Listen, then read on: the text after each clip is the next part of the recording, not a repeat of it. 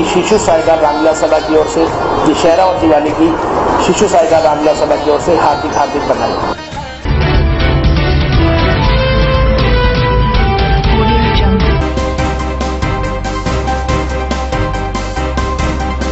सांसद दीपेंद्र हुड्डा पहुंचे निवर्तमान मेयर के कार्यालय।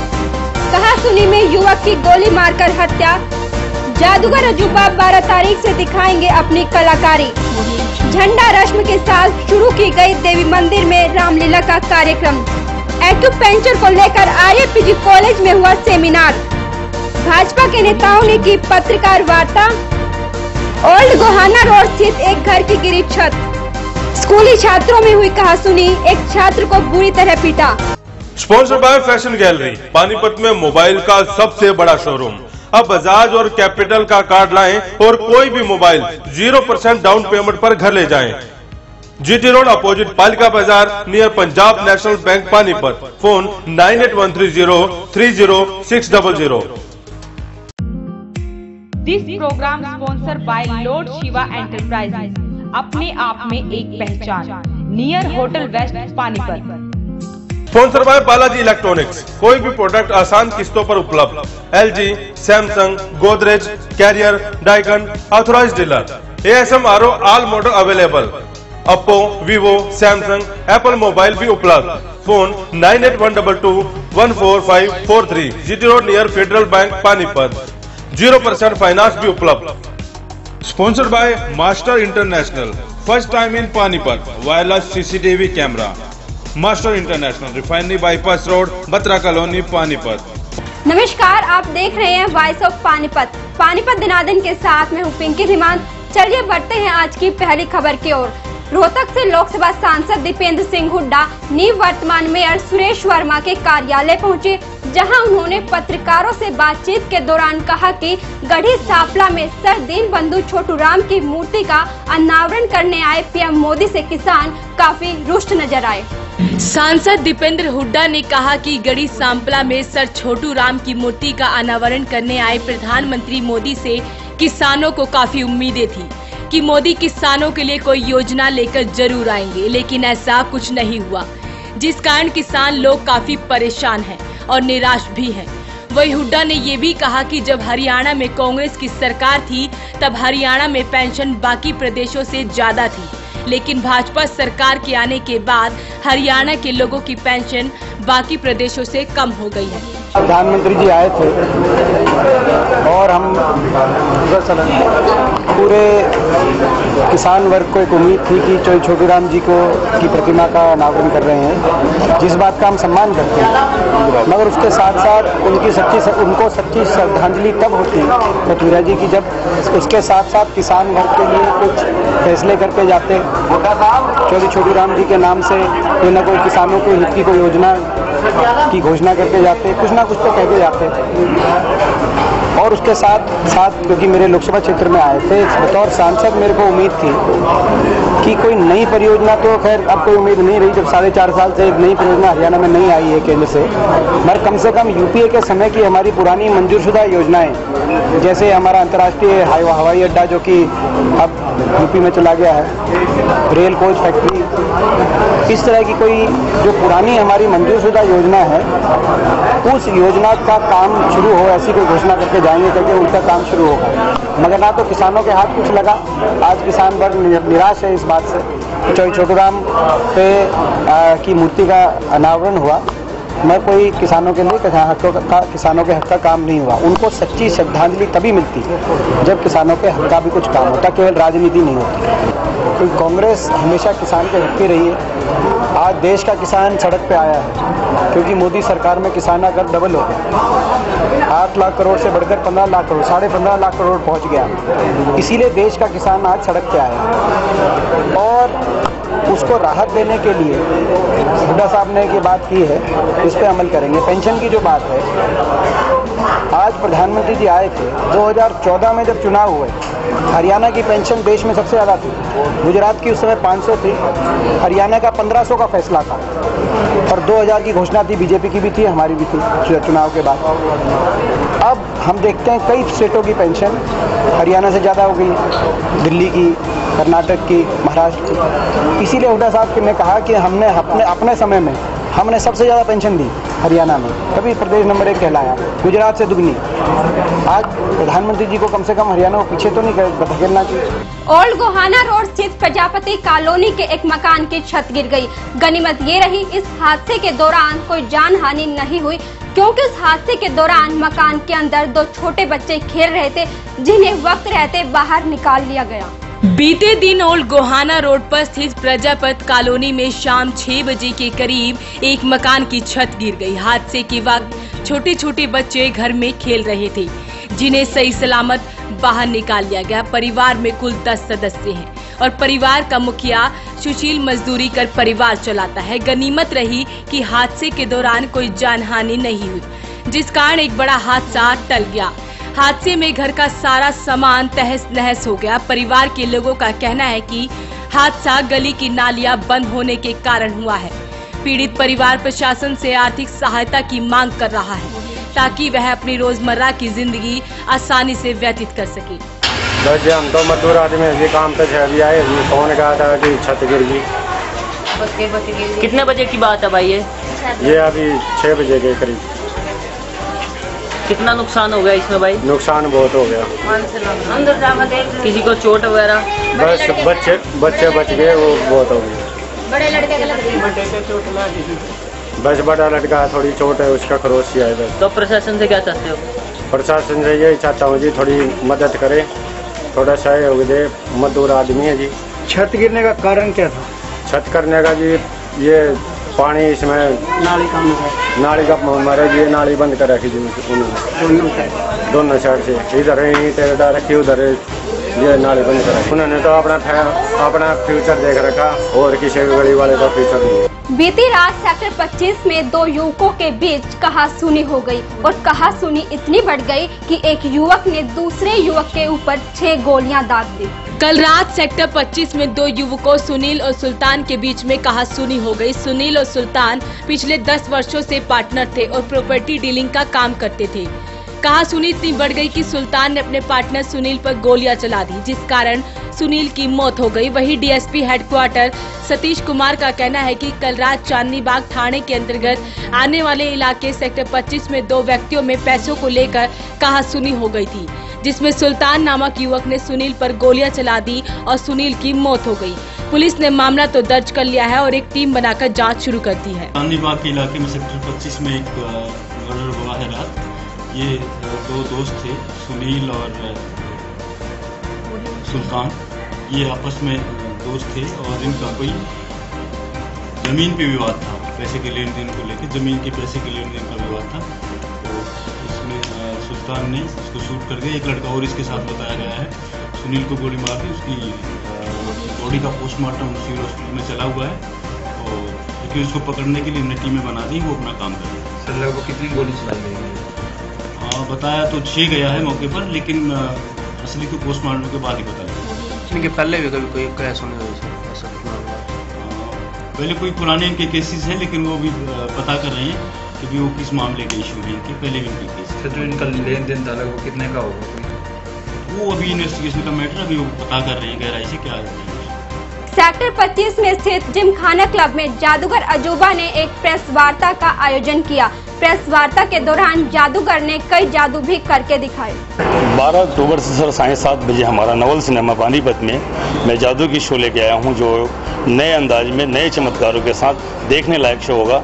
जो फर्स्ट बार कुछ ना कुछ हमने नया किया है, क्योंकि लोग जादू बहुत सारा लगा है, लेकिन पानीपत में हमने नवल सिनेमा में पहली बार शो लेकर आया हूँ, जिसमें हमारा जादू के उद्देश्य के साथ साथ भ्रूण हत्या, बेटी बचाओ, पर्यावरण, जल बचाओ के ऊपर जो हरियाणा सरकार करोड़ों रुपए के ऊपर खर्च करी है, वो संदेश हम जादू के माध्यम से दे रहे हैं। और रोजाना हमारा सर 2 शो होगा।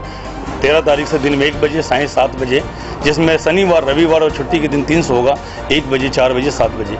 तो हर शो में बदलते हुए आइटम्स, बदलते हुए चमत्कार होंगे। लोगों के लिए नवरात्रि की शुभकामनाएं के साथ हम ये चाहेंगे कि नशे से मुक्त रहें, दूर रहें और एक टेंशन परेशानी से दूर करने के लिए हमने कुछ नया स्वस्थ पारिवारिक मनोरंजन लेके आया हूँ जो देखने लायक होगा। मैं ललित कला मानकर पाठ्यक्रम से जोड़ा जाए ताकि जादू के माध्यम से लोग मोबाइल से बाहर निकल सकते हैं और बच्चों के माइंड तेज हो सकता है। ब्रेन टॉनिक है सर जादू, और जादू के द्वारा सर एक बच्चों को दिमाग मोबाइल से बाहर निकालने का सबसे आसान तरीका है कि ललित कला में पाठ्यक्रम से जोड़कर इसे स्कूलों में सिखाया जाए। सर नवल सिनेमा पानीपत में जादूगर सम्राट अजूबा का शो लगाया जा रहा है और यह शो हमारा 12 अक्टूबर दिन शुक्रवार से शुरू होने जा रहा है, जिसका मुहूर्त शाम को 7 बजे 12 तारीख को रखा गया है। और यहाँ के जो अपने मेयर साहब हैं सुरेश वर्मा जी, उनके करकमलों द्वारा यह मुहूर्त किया जा रहा है। और इसका टिकट रेट भी बिल्कुल हमने जायज़ रखा है, सिर्फ 70 रुपये, 100 रुपये और 150 रुपये। कल 11 तारीख को दिन वीरवार को दोपहर 12 बजे नवल सिनेमा पानीपत से इसका शुभारंभ किया जा रहा है और मोटर चलाई जाएगी आंखों पर पट्टी बांधकर। और इसका जो शुभारंभ है हमारे SHO साहब ट्रैफिक इंचार्ज श्री भारत भूषण जी के करकमलों द्वारा किया जाएगा। भाजपा अनुसूचित जाति मोर्चा के पदाधिकारियों ने स्थानीय रेस्ट हाउस में आज एक बैठक आयोजित की, जिसमें इन्होंने इनेलो सुप्रीमो पर बसपा द्वारा दी गई पगड़ी का तिरस्कार करने पर रोष जताया। जो गत दिनों में INLD और बसपा की रैली गोहाना में हुई थी, उस गोहाना रैली में INLD सुप्रीमो माननीय ओम प्रकाश चौटाला जी को जो BSP के प्रदेश अध्यक्ष प्रकाश भारती जी बहुजन समाज दलित समाज के सम्मान का प्रतीक पगड़ी भेंट कर रहे थे, उस पगड़ी का अनादर जो माननीय ओम प्रकाश चौटाला जी ने किया है, उसके विरोध में ये दलित समाज और भारतीय जनता पार्टी अनुसूचित मोर्चा की टीम यहाँ पर ये प्रेस कॉन्फ्रेंस कर रही है। और हमारी मांग है कि जिस प्रकार से अनादर माननीय ओम प्रकाश चौटाला जी ने दलित समाज के सम्मान का किया है, उसी प्रकार से सार्वजनिक तौर पर माननीय ओम प्रकाश चौटाला जी इसकी माफ़ी मांगे, और यही हमारी मांग है। तो ये पूरे प्रदेश के अंदर पूरा रोष है। एक वो पगड़ी केवल ये भाजपा के या किसी पार्टी के व्यक्ति विशेष की पगड़ी नहीं थी। पहली बात तो इनका गठबंधन ही बेमेल है, बिना मेल का गठबंधन INLD और बसपा का, इस तरीके का गठबंधन कभी चलने वाला नहीं है। और आज अगर ये पगड़ी भेंट की गई थी तो वो पगड़ी की लाज रखनी चाहिए थी। वो कहीं ना कहीं एक दलित वर्ग को रिप्रेजेंट करते हैं। जब INLD से सवाल पूछा जाता है या उनके सुप्रीमो से सवाल पूछा जाता है तो जवाब सीधा आता है कि ये दलित वर्ग आज हमारे साथ खड़ा हुआ है पूरा हरियाणा का, तब तो वो दलित वर्ग हो जाता है वो पार्टी। और आज जब पगड़ी पहनने का नंबर आया तो वो बसपा की पगड़ी कैसे? नहीं, ये डिफाइन नहीं, ये क्लैरिफाई नहीं, ये पगड़ी कहीं ना कहीं दलित वर्ग के किसी ना किसी लोग की जुड़ी हुई थी और ये पूरे दलित वर्ग का ही अपमान उन्होंने किया है इसको पहनने से मना करके। जैसा भी हमारा जो समिति हमारी डिसाइड करी, जिस प्रकार से हम आज अपनी बैठक कर रहे हैं, उसमें जो विचार होगा तो जनता के बीच में इस बात को रखेंगे और जनता के बीच में रख के हम क्लैरिफाई करेंगे कि ये लोग छल कर रहे हैं वास्तव में आप लोगों से। ये कोई आप लोगों का भला करने वाले नहीं है। राजनीतिक रोटियां सेकने के लिए ये एक दूसरे की पगड़ियां पहन रहे हैं और एक दूसरे की पगड़ियां उछाल रहे हैं। श्री रामलीला कमेटी देवी मंदिर की तरफ से हनुमान जी की शोभा यात्रा निकालते हुए रामलीला की शुरुआत की गई। ये यात्रा जगन्नाथ मंदिर से शुरू होकर देवी मंदिर में समाप्त हुई। श्री रामलीला कमेटी देवी मंदिर में कल से रामलीला की शुरुआत की गई, जिसमें उन्होंने हनुमान जी की शोभा यात्रा निकालकर रामलीला की शुरुआत की। आयोजकों ने बातचीत के दौरान राम विवाह, दशहरा पर्व और राज तिलक के कार्यक्रमों के बारे में जानकारी दी।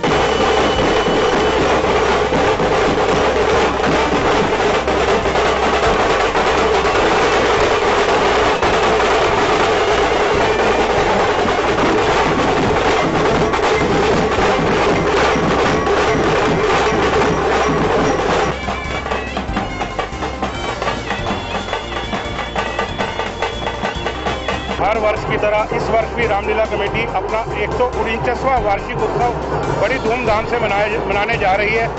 आज हमारा झंडे का प्रोग्राम, जिसके तहत हमने झांकियाँ और बैंड वगैरह से झांकियाँ हनुमान जी की झांकी निकाली।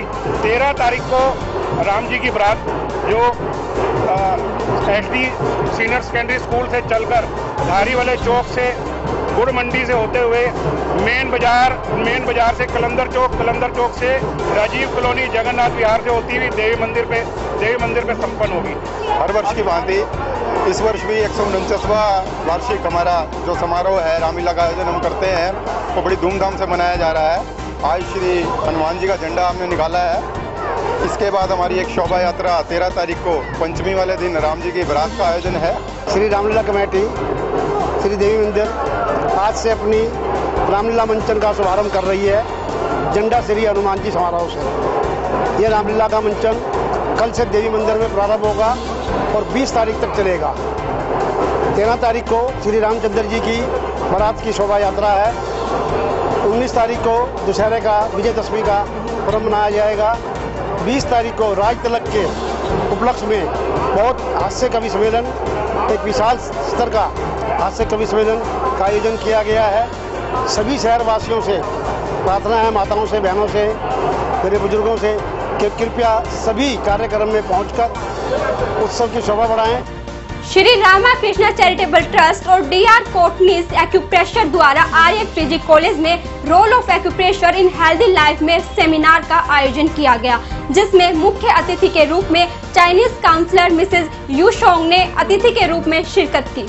श्री रामकृष्ण चैरिटेबल ट्रस्ट व DR कोटनीस एक्यूप्रेशर हॉस्पिटल की ओर से आर्य पीजी कॉलेज में role of acupressure in daily life को लेकर एक सेमिनार का आयोजन किया गया। इस कार्यक्रम में श्री ओम बतौर व Chinese counsellor Mrs Yu Shong ने मुख्य अतिथि के रूप में शिरकत की। इस सेमिनार के दौरान पानीपत की उपायुक्त सुमेधा कटारिया मुख्य अतिथि के रूप में मौजूद रही। इस सेमिनार के जरिए ओम बतौर ने लोगों को एक्यूप्रेशर के महत्व के बारे में लोगों को समझाया। आर्य पीजी कॉलेज में डॉक्टर कोटनीस, द्वारकानाथ कोटनीस के जन्म दिन के ऊपर हमारे पास एक्यूपंक्चर के ऊपर हेल्दी लाइफ, हम एक्यूपंक्चर सिस्टम जो चाइनीज़ मेडिकल सिस्टम है, इसके द्वारा लोगों को कैसे अच्छी सेहत दे सकते हैं, उसके लिए एक सेमिनार कराया गया है। ये हरियाणा की हिस्ट्री में पहली बार है कि हमारे स्पेशल चाइना एम्बेसी के जो काउंसलर हैं वो एज ए चीफ गेस्ट आए हैं, हमारे डिप्टी कमिश्नर पानीपत आए हैं।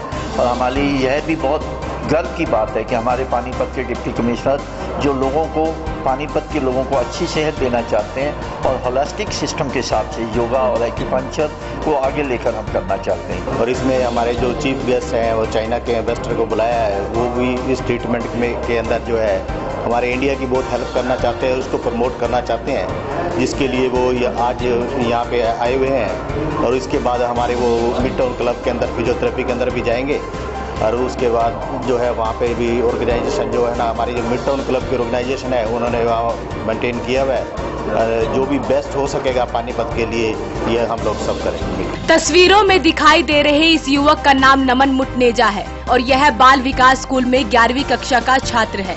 इसकी हालात इतनी गंभीर है कि इसको सिविल हॉस्पिटल में रेफर कर दिया गया है। नमन का कसूर इतना था कि इसने बीती रात अपने सभी मित्रों को स्नैपचैट के जरिए स्ट्रीक मैसेज किया था, जिसके बाद नमन के साथी सहपाठियों के साथ कहासुनी हो गई और उसे धमकी दे डाली।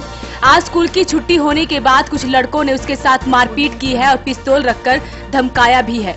नमन के साथ मारपीट करने वाले 2 लड़कों को भी पहचान लिया गया है। स्कूल से निकल के 2 लड़के थे मेरी क्लास के, उनसे बात हो रखी थी। स्कूल से निकला, वो 8-10 बंदे लेके आए हुए थे। उन्होंने एकदम आते ही उसने बोला ये रहा नमन, ये जा रहा। तो उन 10 बंदे आए, हैंकी मुंह पे बांध रखा था। आते ही मेरे पेट पे लात मारी उन्होंने, लटा के मतलब एक तरह से तो मारते रहे, मतलब बीच में सांस रुक गया था मेरा। और लास्ट में जब वो सारे जाने लगे, एकदम जैसे लोग इकट्ठे हो गए, तो एक ने पता नहीं रिवॉल्वर या कुछ मतलब टाइप से निकाला अंदर हैंकी से, मेरी कान पे रख के कहता अगर ये बात किसी को बाहर बताई तो तेरे को जान से मार दूंगा।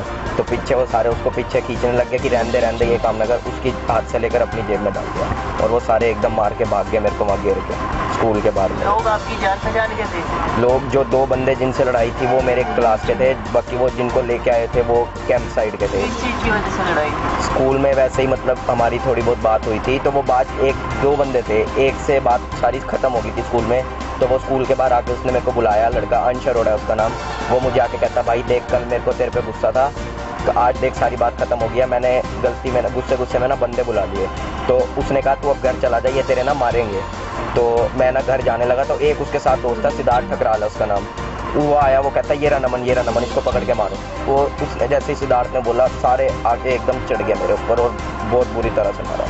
वहीं भाजपा के नेता व नमन के पिता हरीश मुटनेजा का कहना है कि उन्हें नमन के मित्र का 12:45 पर फोन आया कि नमन के साथ कुछ बच्चों ने मारपीट की है, जिसके बाद मौके पर पहुंचकर देखा तो नमन जमीन पर पड़ा था और मौके पर मौजूद लोगों ने बताया कि नमन के साथ कुछ युवकों ने मारपीट की है और पिस्तौल रखकर उसे धमकाया भी गया है। जिसके बाद हरीश मुटनेजा अपने पुत्र को लेकर मॉडल टाउन चौकी में पहुंचे। वहीं नमन के पिता ने आरोप भी लगाया है कि पुलिस कोई कार्रवाई नहीं कर रही है। ये है जी, मुझे इसके दोस्त का फोन आता है 12:45 पे, 1:45 बजे के करीब, भाई इस तरह अंकल आपके बेटे को बहुत बुरी तरह मारा जा रहा है और आप जल्दी से जल्दी आए। मैं 5 मिनट के अंदर वहां जाता हूं और देखता हूं कि मेरे बेटे को इतना बुरी तरह मार रखा है। और मैंने सब आसपास वालों से पूछा जी, वो कह रहे 8-10 जने रुमाल मुंह पे बांध के आए थे और उन्होंने इनको बहुत ज्यादा पीटा। फिर मैंने इधर से पूछा, सबसे पूछा, सबने यही कहा। मैं उस बेटे को नीचे पड़ा हुआ था, उठा के मैं सीधा चौकी में लेके गया हूँ और वहाँ मैंने आप बीती बताई है। और उसमें से 2 लड़के हैं जो इसकी क्लास में पढ़ते हैं, उन्होंने ही आते ही लड़कों को जो नकाब को पहले ही प्लान बना के बैठे थे, जैसे मेरा बेटा स्कूल से निकलता है कि यही नमन है, इसको मारो। अब वो 2 लड़के मेरे बताया, वो जो 2 लड़के थे जिन्होंने कहा था इसको मारो, उनके नाम मैंने लिखवा दिए, लेकिन मेरा अभी तक कोई किसी चीज की कोई सुनवाई नहीं हो रही। धनाधन में आज के लिए सिर्फ इतना ही। आप सभी दर्शकों को नवरात्रों की हार्दिक शुभकामनाएं और देखते रहिए voice of Panipat. Master repairing centre. अब किसी भी प्रकार की LED लाइट या कैमरा हो खराब, नहीं है कोई चिंता की बात। मास्टर रिपेयरिंग सेंटर है आपके साथ। फोन 92533 42393।